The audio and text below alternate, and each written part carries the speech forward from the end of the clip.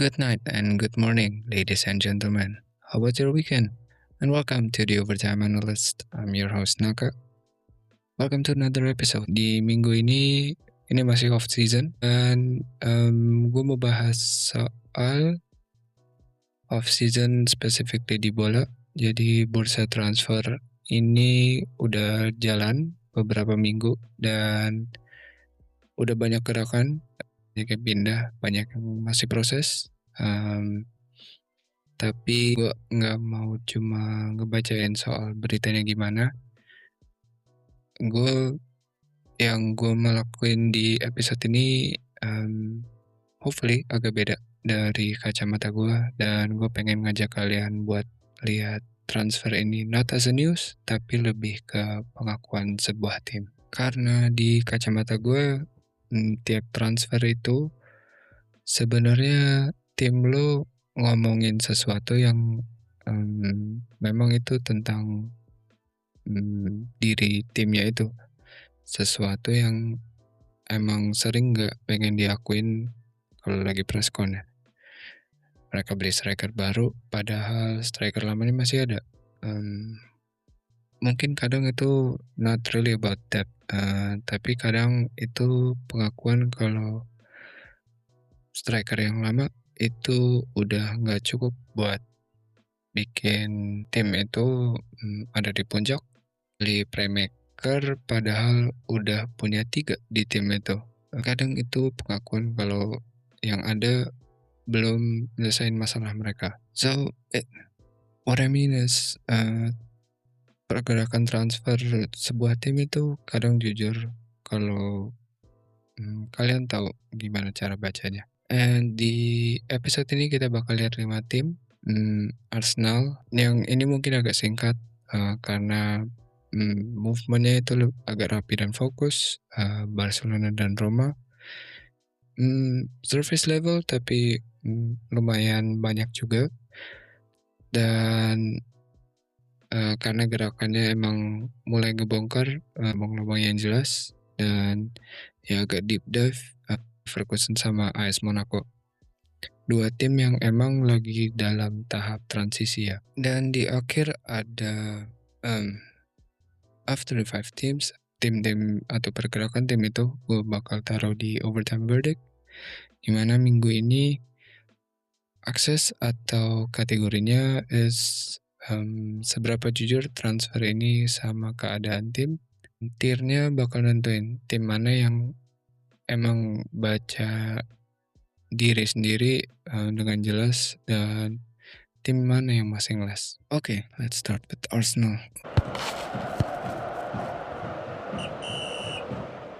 For context, Arsenal musim lalu itu juara Liga, their first Premier League Championship setelah 22 tahun. Tapi sayangnya mereka kalah di final Champions League lawan PSG. Jadi they are in a clear position sih, dan goal mereka buat musim depan itu gimana. Pasti mereka pengen pertahanin gelar juara itu di Liga Inggris, tapi mereka pasti pengen meraih puncak itu di Eropa. Jadi selama penglihatan gue musim panas ini atau this transfer window, mereka nggak banyak merombak ya. Mereka lebih banyak nambahin. Hincapie dipermanenin, Meslier, if I'm saying that right, masuk as a kiper cadangan. Kayaknya gue sempat lihat Kepa itu ada rumor mau dijual lagi tapi belum kelihatan. Terus lastly Trossard, Leandro Trossard udah dilepas ke Besiktas. Jadi artinya ini semua buat Arsenal. As I said before, Arsenal PR-nya 2 di musim ini, bertahanin gelar sama winning the Champions League. Dan cara mereka belanja shows. Let me break it down. Mereka beli Hincapie, back yang emang udah ngebuktiin diri dia waktu dia juara. Terus ada Meslier, kiper cadangan buat Raya, Di sini mereka nggak beli bintang, mereka lebih ngamanin, depth-nya mereka dan, itu pengakuan buat Arsenal kalau Arsenal ini emang nggak ngerasa mereka butuh buat ngerombak. Mereka mungkin ngerasa, they're close, tinggal nutup celah yang emang tipis sama biar skuadnya cukup aja kalau misalkan ada yang cedera. So you buy that, not stars. Dan di kacamata gue itu pengakuan tim yang emang percaya kalau core-nya itu udah bener. Yang mereka takutin cuman apakah depth ini atau squad ini bisa bertahan sampai titik terakhir, tapi tetap sih ada resikonya. Kadang ngamanin kedalaman itu sendiri, mungkin itu sebuah pengakuan juga ya kalau emang lu nggak berani ambil lompatan gede. Tapi ya we'll see apakah masih ada signing yang emang transformatif sebelum itu window itu ditutup, we'll see. After that we go to Barcelona. Barcelona musim panas ini lumayan sibuk ya. Mereka udah jadi juara La Liga 2 musim berturut-turut, tapi movement mereka di transfer window ini kayak tim yang emang belum juara apa-apa. Soalnya Lewandowski pamit setelah 4 tahun di Barca. Ansu Fati dilepas ke Monaco dan yang gantiinnya ada Anthony Gordon dengan fee 80 juta euro, Adeyemi 29 juta, dan Cancelo dipermanenin, dan ada Christensen juga yang dipotong gajinya supaya Barca masih tetap 1:1 di financial fair play-nya. Terus ini sebenarnya ngomong apa soal Barcelona? Coba kita hitung dulu. Gordon plus Adeyemi itu lebih dari 100 juta euro just for 2 wingers. Padahal menurut kalian mungkin Barca udah punya Lamine Yamal sama Rafinha. Ditambah 4 winger buat 2 posisi. Kenapa? Well, mungkin karena satu sisi Rafinha musim lalu itu cuma main roughly around 1389 menit, atau kalau di convert ke game day, match day, 22 penampilan, diantaranya 18 start dari 36 laga. Itu angkanya turun jauh sih dari musim dia yang sebelumnya ya, menjadi yang 24-25. Mungkin ya karena di musim ini dia lebih, kalau yang gue lihat lebih banyak cedera, dan mungkin ya Hansi Flick juga butuh rotasi ya, dan biar semuanya tetap fresh. Jadi kadang Barca nggak bisa ngandelin Rafinha sepenuhnya ya di musim ini. Ya selama 2 musim berturut-turut pun it shows Barca tetap beli winger atau pinjam, salah satunya Rashford kemarin ya. Itu masuk akal sih, tapi depth sayap tetap nggak jawab lubang yang lebih besar, karena lubang sebenarnya ada di tengah. Lewandowski pergi musim ini setelah 4 tahun, his mission is done di Barcelona, dan itu ninggalin lubang striker yang lumayan besar. Selain itu Ansu Fati dilepas ke Monaco, dan justru pas lagi dia mulai inform lagi, dan mereka nutup depth sayap dengan pasti. Tapi ya kalau gue lihat sih Adeyemi bisa ya, jadi kadang bisa jadi striker, dan mungkin bisa jadi di musim depan kita nggak akan lihat striker yang murni ya dari Hansi Flick. Bisa jadi Rafinha dijadiin striker ataupun kalau misalkan masih ada Ferran Torres, ataupun Dani Olmo pernah jadi, if I'm not mistaken. Di situ, kita bisa ngelihat tactical flexibility dari Flick, gimana dia bisa mainin role-nya para pemain. Tapi ya kita lihat juga ya, ini tim yang emang nutup lubang, kita lihat flexibility-nya, soal pemainnya gimana. Selain itu, di lini belakang Christensen baru aja dipotong gaji setengah dan pertahankan, dan Cancelo baru aja dipermanenin.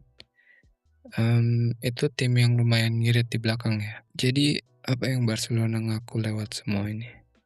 It shows kalau Barcelona itu mereka juara, tapi mereka nggak yakin serangan mereka itu cukup buat tahun ketiga.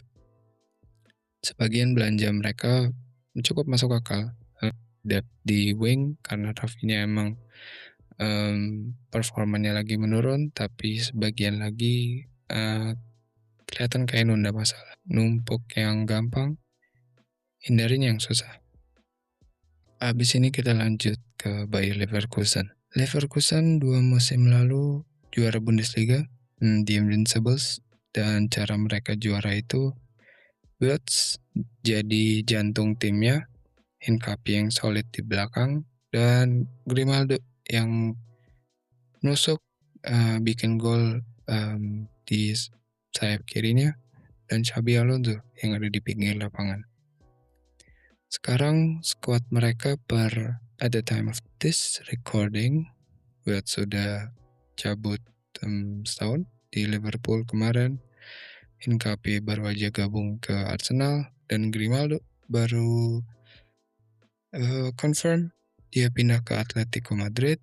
Xabi Alonso now is in Chelsea. Dan Hillman penggantinya cuma bisa bertahan semusim. Yang ngegantiin Xabi sekarang Carles Martinez, pelatih Spanyol yang ngelatih di Toulouse Ligue 1. Pertanyaannya, apa yang Leverkusen sebenarnya ngaku di sini? Yang gue lihat buat Leverkusen it's a hard reset karena after 2 years di mana mereka kehilangan pilarnya satu persatu, dan yang mereka beli buat gantinya itu yang menarik. Yang udah fix per sekarang ini ada Kenneth Eichhorn, central defensive midfielder dari Hertha Berlin, di mana ini bisa disebut sama wonderkid ya sama orang-orang, tapi we'll see how it shows. Gue personally excited buat ngeliat dia main. Di samping itu ada Afonso Moreira dari Porto, winger under 21, Ibrahim Matza yang mereka beli tahun kemarin, dari Hertha Berlin juga. Dan itu yang pemain-pemain yang mereka beli tahun kemarin itu nggak ada satupun pemain yang tua yang dibeli. So what does it mean or what does it shows? Itu pengakuan kalau Leverkusen udah nggak bersaing buat juara dalam waktu dekat. Kalau gue bilang in NBA terms, kayak they're betting on their future. Jadi mereka lagi nanam bibit generasi muda yang baru ya buat bisa juara lagi in future seasons, maybe in 2 or 3 years. Jadi mereka accept their fate kalau memang musim the next 2 years mereka nggak bisa juara, tapi kayak they know they won't be as competitive as the Xabi Alonso era. Jadi mereka lagi nyiapin bibit mungkin buat 2028 dan setelahnya. Dan itu menurut gue di antara 5 tim ini pengakuan paling jujur yang kita bahas, karena kebanyakan klub, pas, pilarnya itu hilang, mereka, panic buying, tapi di sini Leverkusen, mereka, they're betting on the future of the next generation dan menurut mereka, puncaknya udah lewat, kita perlahan, naik lagi. Tapi ya, as a fan for Leverkusen itu juga pengakuan paling pahit karena, it means musim 2024-25 ya kita harus sabar lagi buat, choose again. Selain itu, kalau dari segi tactical fit, Martinez itu membawa ide, possession based football yang memang mirip sama Alonso dan itu memang, play style-nya Leverkusen di situ. I'm really excited ditambah sama Aishorn yang emang profil, gelandangnya ini, fit dengan gayanya. Jadi mungkin dia bisa jadi, jantungnya di-pair dengan, Ibrahim Matza. Itu yang bikin gue excited for next year. And next we go to Rome. Roma musim panas ini agak tenang kalau dibandingin sama Barcelona ya. Tapi tenangnya ini agak aneh karena mereka ini, dapat posisi 3. Roma are back in the Champions League. Tapi harusnya ini kan momen yang, buat belanja ya, tapi malah, nggak begitu banyak pergerakan di transfer window sekarang. Jadi apa artinya? Kalau sampai saat ini ada time of this recording baru 2 hal yang beneran fix. Satu itu Malen dipermanenin dari Aston Villa sama Dybala, di mana kontraknya sempat habis 30 Juni kemarin dan, pas World Cup itu akhirnya dia bikin kontrak baru, resign, for Roma di mana gajinya itu dipotong dari 8 juta euro jadi under 3 juta dan itu I guess, individual wise itu turun lebih dari 60% di mana I guess, Dybala buat pemain yang paling terkenal di tim, earner tertinggi rela memotong gajinya dia sampai 60%. But why? Mungkin karena dia pengen main di Champions League dan dia trust sama, stylenya dan coachingnya Gasperini kali ya. Ya, sekarang tapi coba kita lihat dari sisi lain di mana banyak sih sebenarnya rumor transfer di AS Roma ini. Ada nama-nama kayak Kudo, Zaragoza, Mason Greenwood, even, tapi belum ada fix ya. So, apa yang Roma sebenarnya mengaku lewat semua ini? Kalau yang gue lihat, Roma itu tahu persis apa yang mereka mau, tapi emang lagi ketat aja. They are very careful with their movements karena Gasperini ini punya visi yang jelas. Dia pengen wingernya itu cepat. He wants a high press, tapi bisa aja ini soal dana juga. Bisa jadi mereka nunggu penjualan dulu. Bisa jadi harga targetnya pun yang kemahalan. So, mungkin timnya ini emang lagi irit. Dan mereka ngelakuin ini satu persatu. Maybe akan ada pergerakan di winter karena itu yang lumayan, change the direction yang for the better buat Roma kemarin. And lastly we go to AS Monaco. Monaco awal musim lalu mereka salah satu tim termuda di top 5 league, dilatih sama Adi Hütter dengan filosofinya yang menyerang high risk yang kita bahas di episode 2 kemarin. Tapi di pertengahan musim terdipecat dan diganti Pochettino yang dipecat juga. At the end of the season, AS Monaco dapat di posisi ke-7, barely missing out on Europe. Mereka dapat di Conference League Dan sekarang masuk pelatih ketiga, Filipe Luis dari Flamengo. Dan kalau gue lihat bursa transfer mereka, atau lebih tepatnya lihat betapa sesedikitnya yang mereka ngelakuin. So, what does it mean for Monaco? Monaco musim panas ini belanja totalnya itu 23 juta euro. For konteks itu seperempatnya harga si Barcelona. Dan yang mereka beli Ansu Fati dan 2 back dari Metz dan Cercle Bruges, and that's it by the time of this episode. Dan lebih banyak yang keluar malah di AS Monaco. Caio Henrique dijual ke Ajax, Ouattara ke Besiktas, Diatta yang pergi gratis setelah 5 tahun, dan Adingra sama Faiz, 2 pemain pinjaman yang lumayan kontributif musim lalu. Mereka balik ke klub asal mereka. Jadi yang Monaco ngaku lewat movement ini, mungkin lebih ke Monaco belum tahu sih mereka mau kemana sampai di titik ini. Kalau gue lihat mereka lebih banyak jualnya daripada belinya.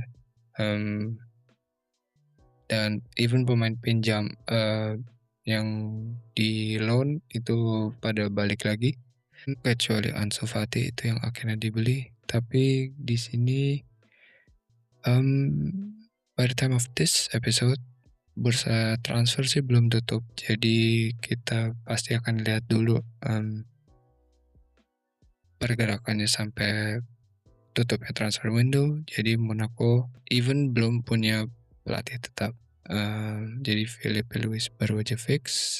Kayaknya sih karena mungkin mereka itu nggak banyak gerak karena ya ngeliat dulu Filipe sesuai nggak filosofinya atau the coach's playstyle itu fit nggak sama timnya. Jadi minim pergerakan ini mungkin bukan tanda Monaco nggak bergerak, tapi lebih tanda mereka pengen nunggu dulu sampai arahnya jelas. Dan yang bikin gue satu khawatir sih, ini pelatih ketiganya mereka in 12 months. Jadi pemain-pemain muda yang tersisa harus belajar sistem baru lagi.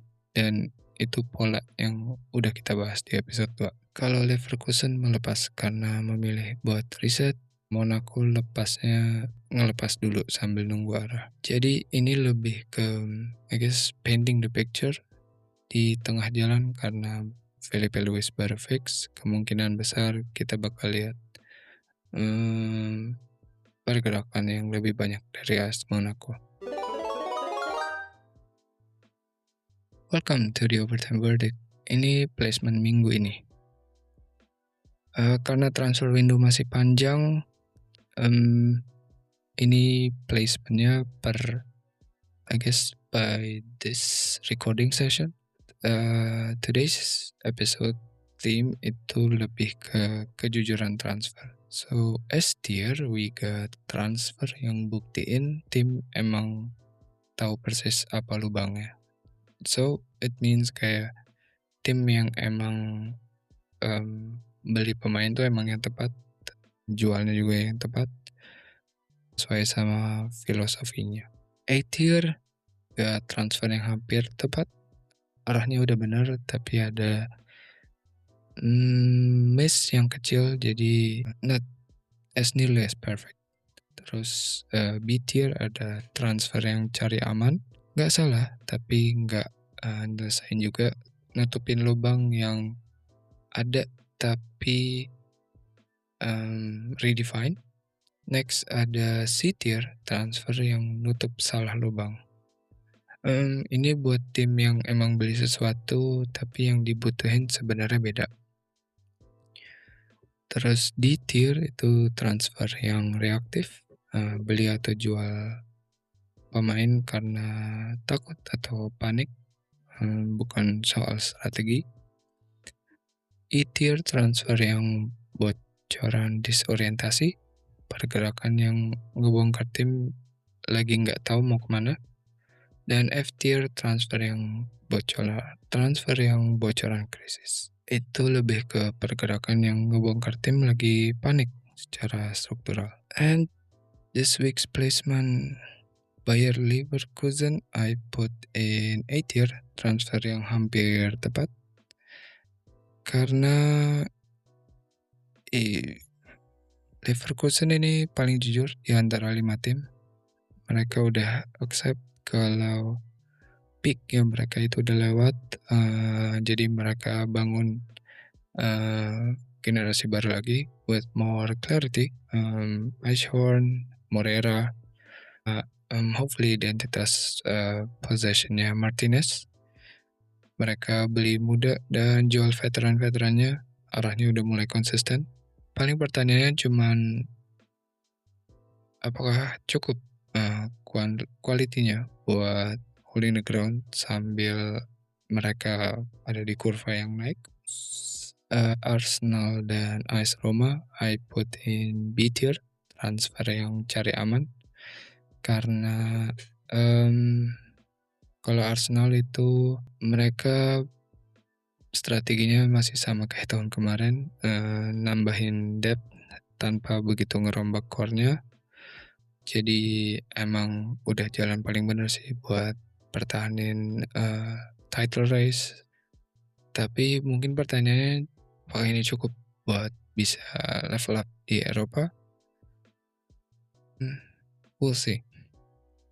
Sementara AS Roma itu satu karena Gasperini itu punya visi yang jelas, jadi mereka lagi ketat, dan soal Dybala rela dipotong gajinya dan Malen yang udah dipermanenin, tapi target wingernya belum ada yang closing, entah itu soal dana atau nunggu ada yang dijual dulu. Next week unfortunately D tier buat FC Barcelona, salah nutup lubang dan reaktif ya.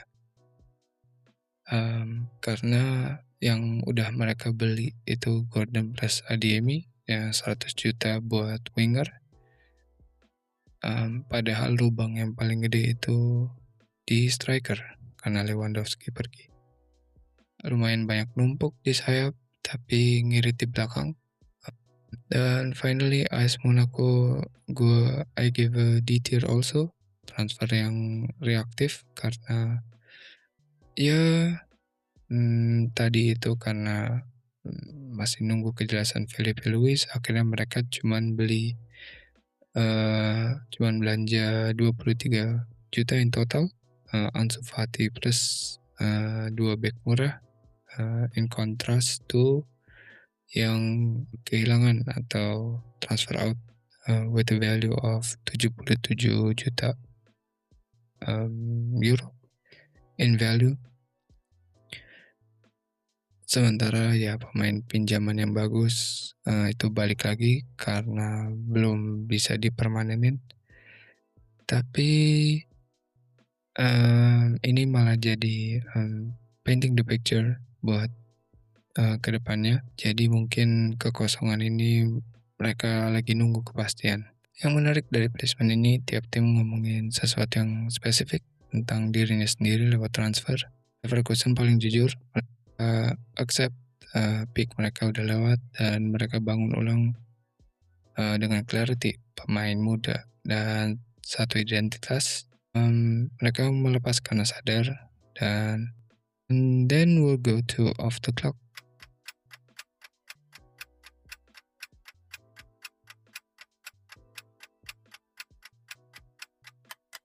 Welcome to Off the Clock segment where I talk about news and update that happened this week, dan mungkin ada update personal juga dari gue. We'll get right into it.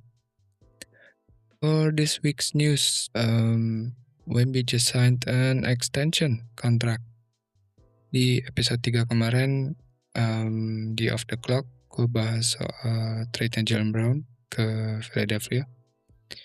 Dan argumennya kemarin second apron yang maksa tim juara buat bongkar core-nya mereka sendiri.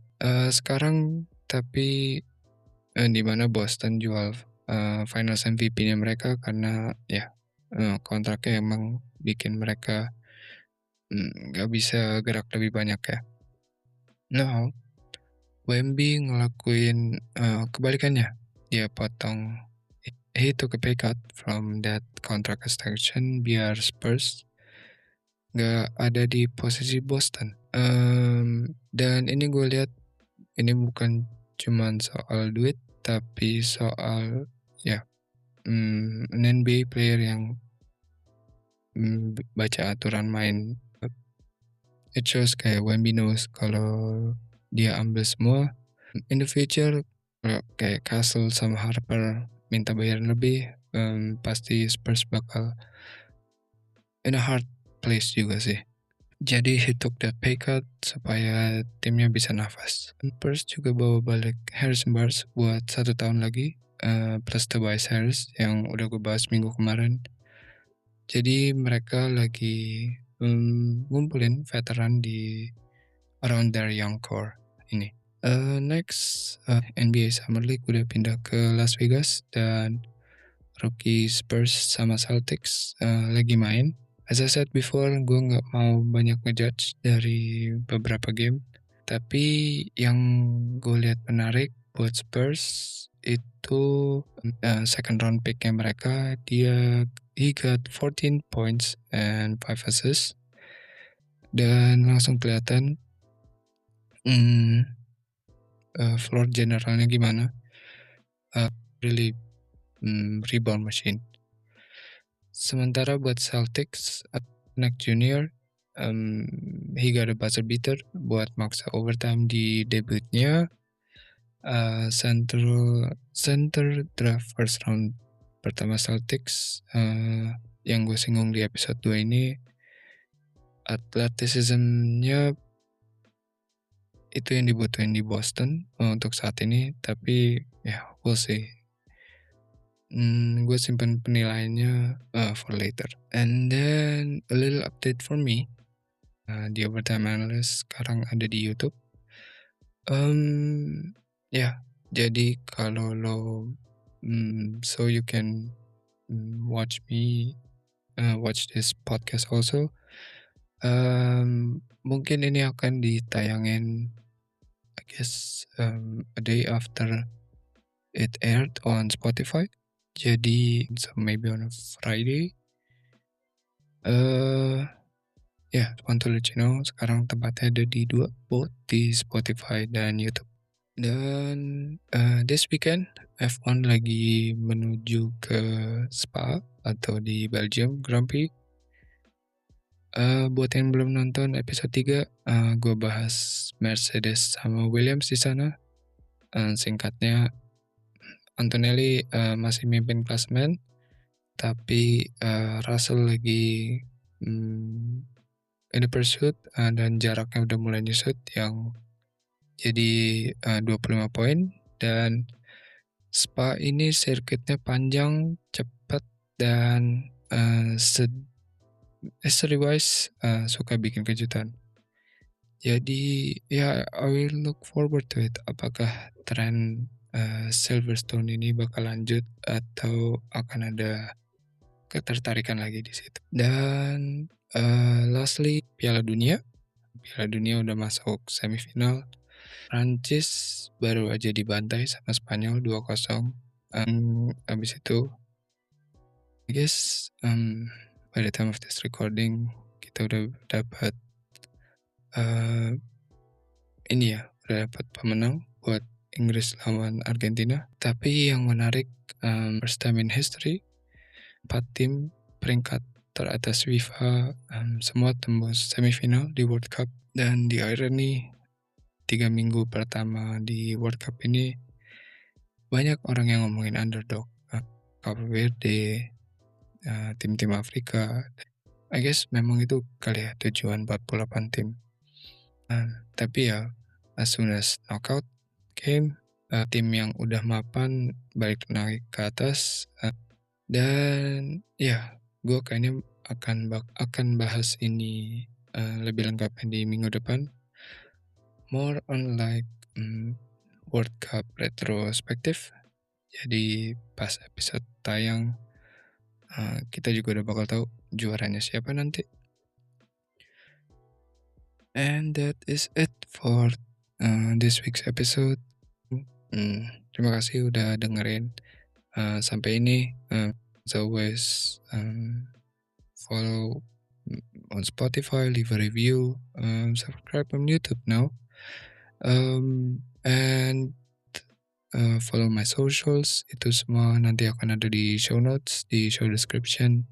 Dan minggu depan kita akan bahas soal Piala Dunia, di mana kita udah dapat 4 tim tadi, dan pas episode tayang kita bakal tahu siapa juaranya. So, look forward for next week and I'll see you guys in the next one.